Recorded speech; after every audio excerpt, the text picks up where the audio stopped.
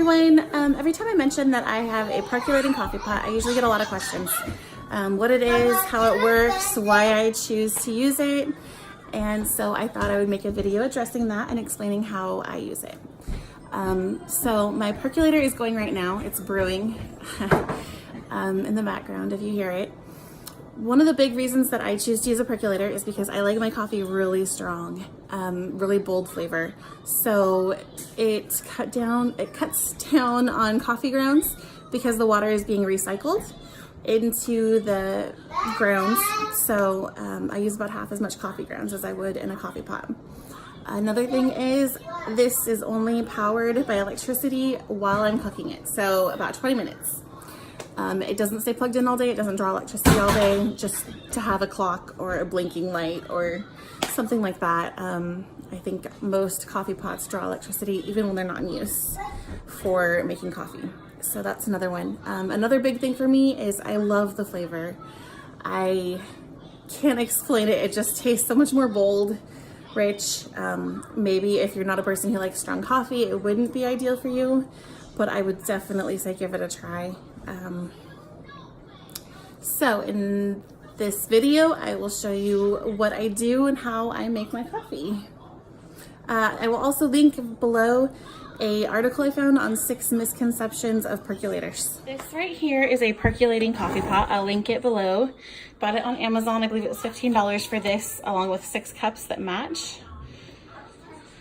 When you take off the lid, we have the percolator thingy here in the middle.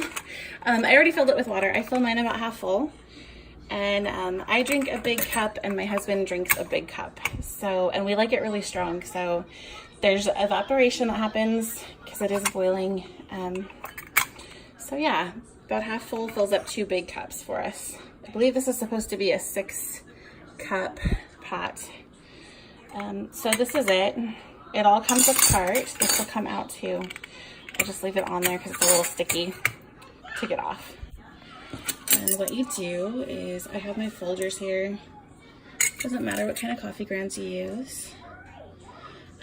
For us, my husband and I both like really strong coffee. So I fill it pretty close to the top.